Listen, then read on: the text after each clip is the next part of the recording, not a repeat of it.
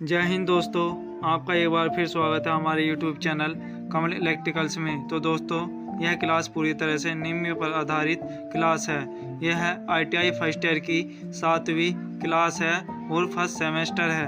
अगर आपको हमारे पढ़ाने का तरीका, क्वेश्चन समझाने का तरीका पसंद आए तो हमारे चैनल को सब्सक्राइब करें, कमेंट करें और अपने दोस्तों और चाहने वालों में हमारे वीडियो को ज़्यादा से ज़्यादा शेयर करें। तो चलिए चलते हैं हम अपने पहले क्वेश्चन की तरफ। ये कलकला RC समांतर परिपथ में लाइन धारा की गणना करने का सूत्र क्या है। हमें इस सर्किट में टोटल लाइन धारा निकालनी है। यहाँ पर ये प्रतिरोध और कैपेसिटर ये दोनों जो है समांतर में लगे हुए हैं। हमें इसमें दे रखी है AC सप्लाई यानी कि अल्टरनेटिंग करंट। हमें इस सर्किट की निकालनी है टोटल लाइन करंट।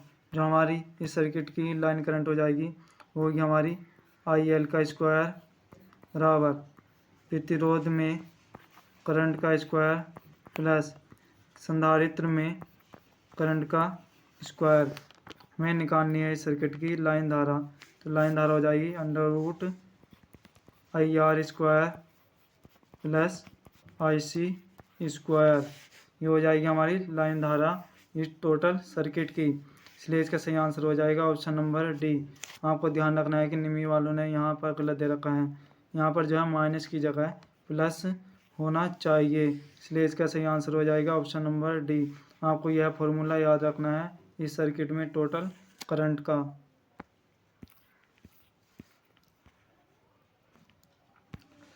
हमारा अगला क्वेश्चन है, AC परिपथ में कम शक्ति गुणांक को कैसे बेहतर बनाया जा सकता है।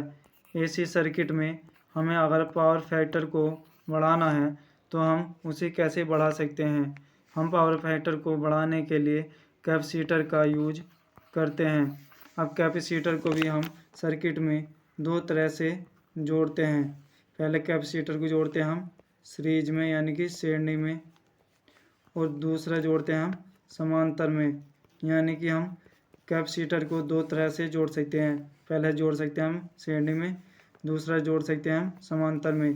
अगर हमने कैपेसिटर को श्रेणी में जोड़ दिया तो यह हमारे फेज को बांट देगा। अगर हमें अपने पावर फैक्टर को बढ़ाना है तो हमें जो है कैपेसिटर को समांतर में जोड़ना पड़ेगा। इसलिए हम पावर फैक्टर को बढ़ाने के लिए कैपेसिटर को समांतर में जोड़ सकते हैं। इसलिए इसका सही आंसर हो जाएगा ऑप्शन नंबर डी। संधारित्रों को समांतर में जोड़कर हम पावर फैक्टर को बढ़ा सकते हैं।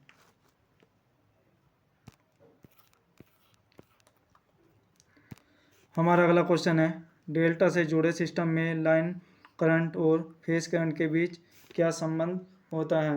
आपने दो तरह के कनेक्शन पढ़े होंगे। पहला कनेक्शन होता है हमारा डेल्टा कनेक्शन, दूसरा होता है हमारा स्टार कनेक्शन। जो डेल्टा कनेक्शन होता है इस तरह से होता है डेल्टा कनेक्शन का सिंबल।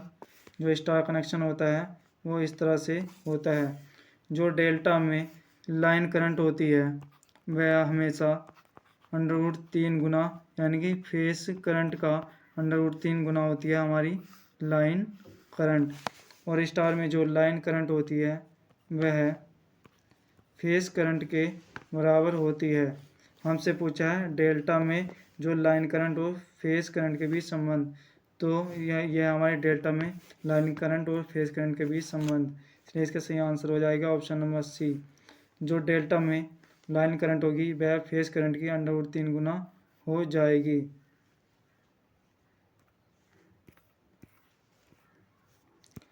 हमारा अगला क्वेश्चन है, कला अनुक्रम मीटर का उद्देश्य क्या है।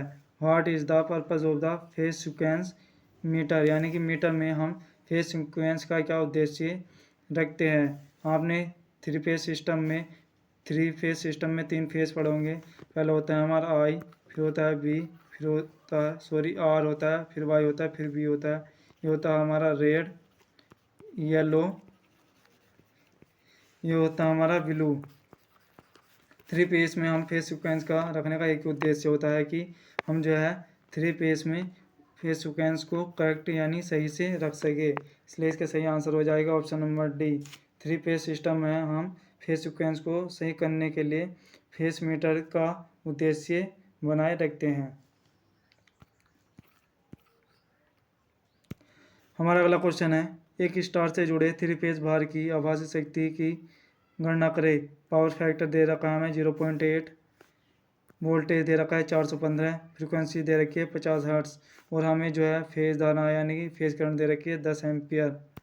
तो इसमें आभासी शक्ति निकालने का फॉर्मूला होता है P बराबर √3, यानी कि हमें 3 फेज दे रखा है, 3 फेज में लगाते हैं हम √3 BL हमें निकालना है इसमें आभासी शक्ति। ये हमारी आभासी शक्ति √3 का मान होता है हमारा 1.732। वोल्टेज दे रखे हैं हमें 415 इंटू हमें फेज धारा दे रखी है 10 एम्पियर की। इन सब को सोल्व करके हमारा आंसर आ जाएगा ऑप्शन नंबर डी 7.1 kVA। जो ये kVA यूनिट होती है, इकाई होती है, यह हमारी आभासी शक्ति की यूनिट होती है हमारी kVA। आभासी शक्ति को हम अपरेंट पावर कहते हैं।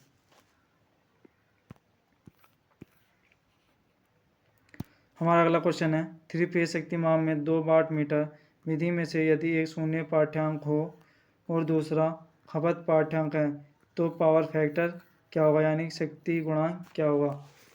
यहाँ दे रखा है हमें कि 1 वाट मीटर जो है हमारा शून्य पाठ्यांक है, हमने मान लिया कि P2 बराबर होगा हमारा 0 और दूसरा जो वाट मीटर होगा P1 उसे मान लिया हमने P।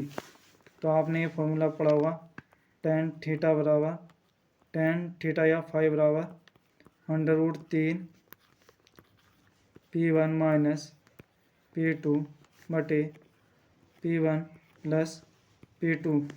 हमें P2 दे रखा है 0, P1 दे रखा है P। तो हमारा tan फाई का मान आ जाएगा √3। तो इसलिए फाई हमारा आ जाएगा 60 डिग्री। हमें जो पूछ रखा है यहाँ पावर फैक्टर यानी कि कोस फाई निकालना है। हमें फाई का मान दे रखा है हमें फाई का मान दे रखा है 60, इसलिए फाई बराबर हो जाएगा हमारा, यानी फाई दे रखा है हमें 60 डिग्री। पावर फैक्टर हो जाएगा कोस यानी कि फाई का मान 60 डिग्री। कोस 60 का मान होता है हमारा 1/2, 1/2 का मान होता है हमारा 0.5, इसलिए सही आंसर हो जाएगा ऑप्शन नंबर ए 0.5। हमारा अगला क्वेश्चन है, फॉर्म फैक्टर का सूत्र क्या है। आपने पढ़ा होगा कि यहाँ जो फॉर्म फैक्टर होता है, फॉर्म फैक्टर ये हमारा इस तरह से है ना, फॉर्म फैक्टर जो फॉर्म फैक्टर होता है वो होता है हमारी RMS वैल्यू बटे एवरेज वैल्यू, इसलिए इसका सही आंसर हो जाएगा हमारा option number B RMS value बटे एवरेज वैल्यू। जो हमारी ज्यावक्रीय तरंग होती है यानी साइनसोइडल तरंग होती है उसमें फॉर्म फैक्टर का मान होता है हमारा 1.11। ये भी आप याद रखना। ऐसी तरंग में जो फॉर्म फैक्टर होता है वो 1.11 होता है और फॉर्म फैक्टर होता है हमारा RMS वैल्यू बटे एवरेज वैल्यू।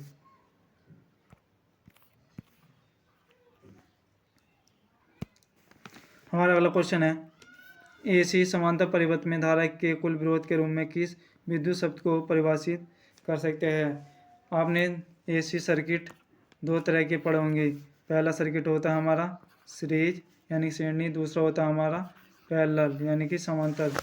सीरीज में जो है इस तरह से लगे हुए होते हैं हमारे, ये होता है प्रतिरोध, ये होता है हमारी कोयल इंडक्टर, ये होता है हमारा कैपेसिटर, ये होता है हमारा सीरीज, ये होता है हमारा पैरेलल। इस तरह से ये कैपेसिटर लगा हुआ है, नीचे ये कोयल लगी हुई है, ये हमारा समांतर। सीरीज में जो हमारा धारा का कुल विरोध करेगा वो होगी हमारी प्रतिबाधा। सीरीज में हमारी होती है प्रतिबाधा। अगर ये सब कंपोनेंट हमारे अगर पैरेलल में लगे होंगे तो पैरेलल में समांतर में जो धारा का विरोध करेगी वो हमारा एडमिटेंस। हमसे पूछा है यहाँ पर समांतर परिपथ में धारा का विरोध कौन करेगा, तो ये हो जाएगा हमारा एडमिटेंस। जो हमारी प्रतिबाधा होगी वो हमारी सीरीज के लिए होगी, लेकिन जो समांतर परिपथ के लिए होगा वो होगा हमारा एडमिटेंस। आपको याद रखना है कि जो एडमिटेंस होता है वह प्रतिबाधा का उल्टा होता है, आपको यह भी याद रखना है।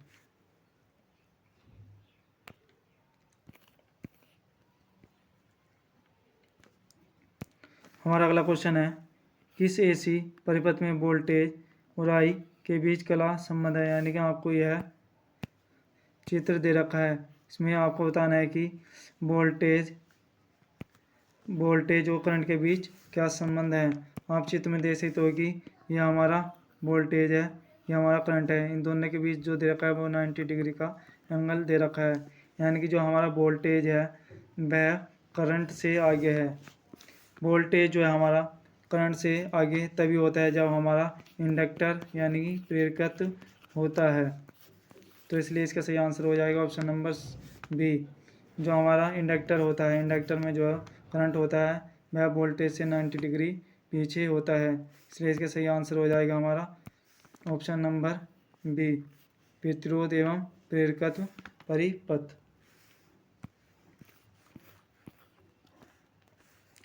हमारा अगला क्वेश्चन है, त्रिफेज प्रणाली में यदि सक्रिय शक्ति 4 किलोवाट है, आभासी शक्ति 5 kVA है, प्रतिक्रियाशील शक्ति की गणना करें। आपने इस तरह से इनमें संबंध पढ़ा होगा। ये होता है हमारा समकोण होता है, ये हमारा होता है kVAR यानी कि प्रतिक्रियाशील शक्ति।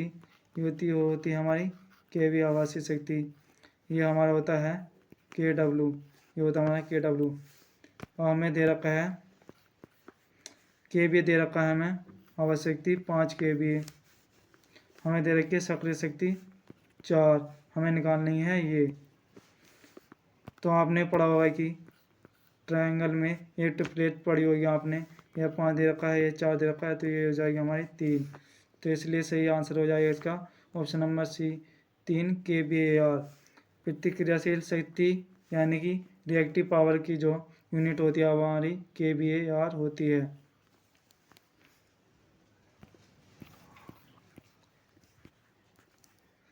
हमारा अगला क्वेश्चन है, RLC श्रेणी परिपथ में किस स्थिति में अनुनाद होगा। आपने RLC सर्किट पढ़ा होगा। ये होता है प्रतिरोध, ये होता है इंडक्टर, इस तरह से लगे होता है हमारा संधारित्र, ये होता है हमारा RLC सर्किट। ये कह रहे हैं कि RLC सर्किट में अनुनाद में स्थिति में क्या होगा। यानी कि जब RLC सर्किट में अनुनाद होगा तो हमारा जो है XL बराबर हो जाएगा हमारा XC। XL है प्रेरक प्रतिघात, XC है धारिता प्रतिघात। हमारी जो है प्रेरक प्रतिघात धारिता प्रतिघात के बराबर होती है अनुनाद की स्थिति में, इसलिए इसका सही आंसर हो जाएगा ऑप्शन नंबर बी, प्रेरक प्रतिघात धारितीय प्रतिघात के बराबर होता है अनुनाद की स्थिति में।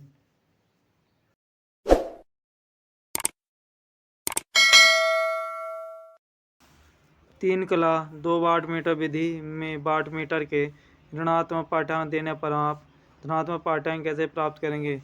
इस क्वेश्चन का कहने का मतलब है कि 2 वाट मीटर विधि है, जो वाट मीटर है वह ऋणात्मक पाठ्यांक दे रहा है, तो आप उससे धनात्मक पाठ्यांक कैसे प्राप्त करोगे।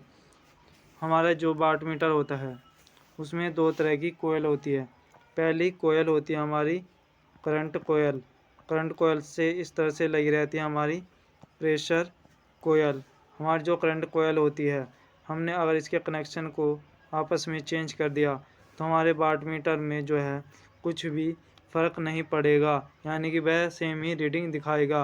अगर हमने प्रेशर कोयल के कनेक्शनों को आपस में चेंज कर दिया तो क्या होगा कि जो हमारा वाट मीटर है या मीटर है वह ऋणात्मक पाठ्यांक दे रहा है, तो वह हमारा धनात्मक पाठ्यांक देना शुरू हो जाएगा, इसलिए इसका सही आंसर हो जाएगा हमारा ऑप्शन नंबर सी। हमने जो है इस तरह से हमारी थी करंट कोयल, इस तरह से हमारी लगी हुई थी प्रेशर कोयल। यदि हमने प्रेशर कोयल के कनेक्शनों को आपस में चेंज कर दिया तो हमारा वाट मीटर या मीटर जो होता है वह धनात्मक पाठ्यांक देना स्टार्ट हो जाएगा, इसलिए इसका सही आंसर है ऑप्शन नंबर सी।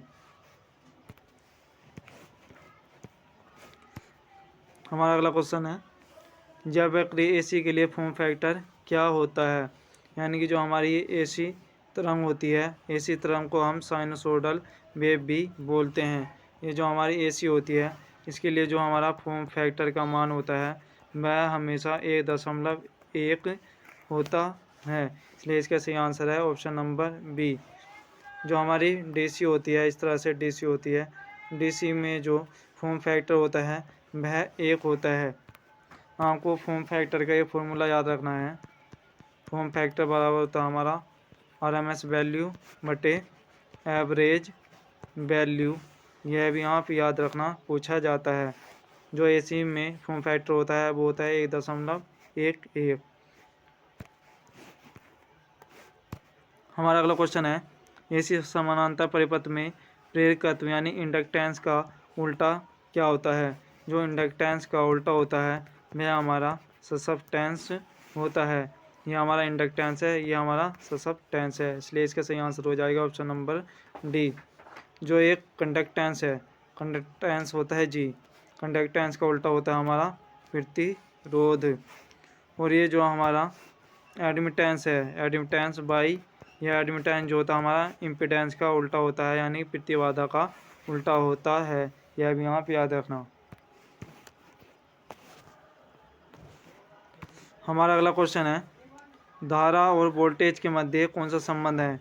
यानी कि जो ये चित्र में दिखाई दे रहा है, इसमें जो है करंट और वोल्टेज है, इनमें कौन सा संबंध है।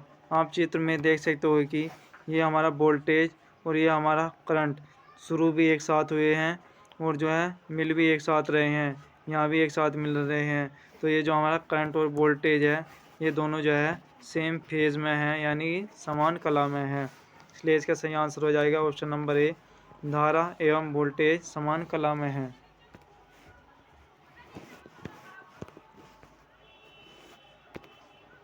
हमारा अगला क्वेश्चन है, 2 वाट मीटर W1 W2 विधि द्वारा कुल शक्ति की गणना करें यदि 1 वाट मीटर W2 रीडिंग उलटने के बाद ली जाती है। इसके कहने का मतलब है कि हमारे पास 2 वाट मीटर है, एक W1 है, एक W2 है, इनकी कुल शक्ति निकालनी है। यदि वह वाट मीटर W2 जो है वह उल्टी रीडिंग दे रहा है। जो हमारे 2 वाट मीटर की कुल शक्ति की गणना होती है, यानी कुल शक्ति का फॉर्मूला होता है वह होता है W बराबर W1 प्लस W2।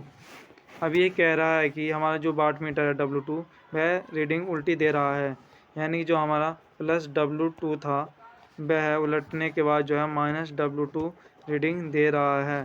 तो हमारी टोटल पावर हो जाएगी W बराबर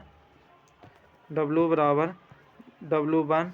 अब जो हमारा W2 हो गया वो माइनस हो गया, यानी कि प्लस से माइनस हो चुका है, तो ये हो जाएगा माइनस W2। इसलिए इसका सही आंसर हो जाएगा option number C, W1 minus W2।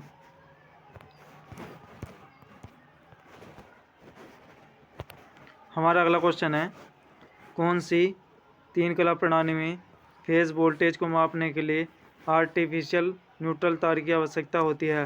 यानी जो कृत्रिम उदासीन तार को हम न्यूट्रल वायर कहते हैं। कौन सी आवश्यकता होती है, यानी कि आर्टिफिशियल तार किस में यूज किया जाता है। हमने 2 तरह के कनेक्शन पढ़े हैं। पहला कनेक्शन होता है हमारा डेल्टा, दूसरा कनेक्शन होता है हमारा स्टार। स्टार में जो ये कॉमन पॉइंट होता है यह न्यूट्रल होता है। स्टार में जो कॉमन पॉइंट होता है न्यूट्रल, यह नेचुरली होता है। जो हमारा डेल्टा में न्यूट्रल बनता है वह हमारा कृत्रिम रूप से बनता है। इसलिए इसका सही आंसर हो जाएगा हमारा ऑप्शन नंबर सी, 3 तार डेल्टा संयोजित कनेक्शन। आपको याद रखना है कि जो स्टार कनेक्शन होता है उसमें न्यूट्रल हमेशा जो है नेचुरल बन जाता है, लेकिन अगर हमें आर्टिफिशियल यानी कृत्रिम उदासीन तार चाहिए तो हमें जो है डेल्टा से उदासीन तार, कृत्रिम तार मिल सकता है। हमारा अगला क्वेश्चन है, 3 फेज सिस्टम में यदि फेज वोल्टेज 240 है तो लाइन वोल्टेज क्या होगा। हमें लाइन वोल्टेज निकालना है। हमने 2 तरह के कनेक्शन पढ़े हैं। पहला होता है हमारा डेल्टा कनेक्शन, दूसरा होता है हमारा इस तरह से स्टार कनेक्शन। स्टार कनेक्शन में ये जो कॉमन पॉइंट होता है वो न्यूट्रल होता है। जो हमारा डेल्टा होता है, डेल्टा में जो है लाइन वोल्टेज हमेशा फेज वोल्टेज के बराबर ही होता है। जो स्टार में लाइन वोल्टेज होता है वह फेज वोल्टेज का √3 गुना होता है। हमें दे रखी है फेज वोल्टेज, ये फेज वोल्टेज दे रखी है, तो हमें निकालना है line voltage BL √3 into phase voltage. तो लाइन वोल्टेज हो जाएगी √3 का मान है हमारा 1.732। फेज वोल्टेज दे रखी है हमें 240 वोल्ट। इन सब की गुणा करके कैलकुलेशन करके जो हमारा आंसर आ जाएगा वो हो जाएगा हमारा ऑप्शन नंबर C 415 वोल्ट।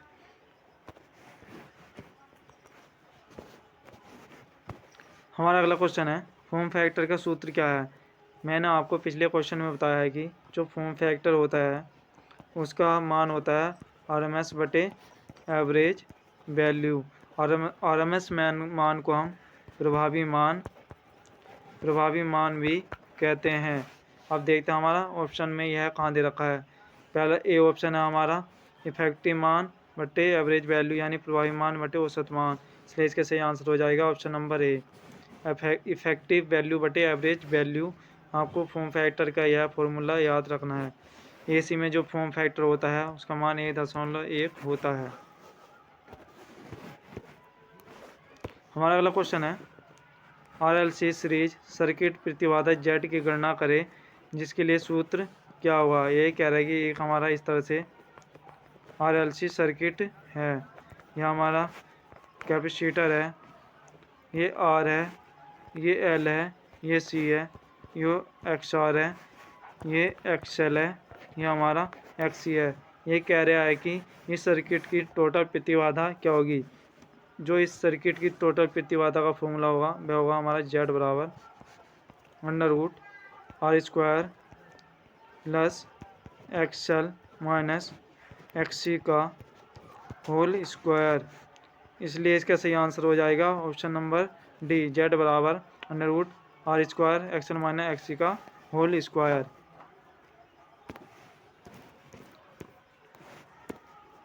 हमारा अगला क्वेश्चन है 3 फेज शक्ति माप की 2 वाट मीटर विधि में 1 वाट मीटर ऋणात्मक पाठ्यांक देता है तो पावर फैक्टर क्या होगा। इसका सही आंसर हो ऑप्शन नंबर D 0.5 से कम, यानी आधे से कम होगा अगर हमारा 1 वाट मीटर ऋणात्मक पाठ्यांक देता है तो। हमारा अगला क्वेश्चन है 3 फेज AC परिपथ में कलांतर कितना होता है। 2 तरह के फेज होते हैं हमारे पास। पहला होता है हमारा सिंगल फेज, दूसरा होता है हमारा 3 फेज। जो सिंगल फेज होता है इस तरह से उसमें जो फेज एंगल होता है वह हमेशा 90 डिग्री होता है, लेकिन 3 फेज में जो फेज एंगल होता है वह इस तरह से होता है 3 फेज R/B। इनके बीच जो फेज एंगल होता है 3 फेज में वह हमेशा 120 डिग्री होता है, इसलिए इसका सही आंसर हो जाएगा ऑप्शन नंबर B।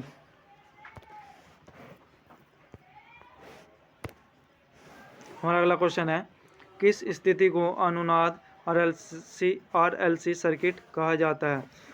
मैंने पिछले क्वेश्चन में बताया था कि जो RLC सर्किट होता है वो इस तरह से होता है। ये प्रतिरोध होता है हमारा, तरह से कोयल इंडक्टर होता है, ये इस तरह से कैपेसिटर लगा हुआ होता है, यहाँ पर जो हमारा ये सोर्स लगा होता है AC वोल्टेज, ये R होता है, ये L होता है, ये C होता है। इसे XR कहते हैं, इसे XL कहते हैं, इसे XC कहते हैं। अब हमारा जो अनुनाद होता है रेजोनेंस की स्थिति में जो है हमारा XL बराबर XC हो जाता है, इसलिए इसका सही आंसर है ऑप्शन नंबर C। अनुनाद की स्थिति में पावर फैक्टर जो हमारा पावर फैक्टर होता है अनुनाद की स्थिति में वह हमेशा 1 के बराबर होता है। आपसे यह क्वेश्चन भी पूछा जाता है कि अनुनाद की स्थिति में RLC सर्किट में पावर फैक्टर कितना होता है, तो हमारा पावर फैक्टर होता है 1 RLC सर्किट अनुनाद की स्थिति में। हमारा अगला क्वेश्चन है स्थिर एंगुलर वेलोसिटी में कितने परिमाण का गुण होता है। कैसे ये आंसर हो जाएगा option number C phasor quantity phasor परिमाण।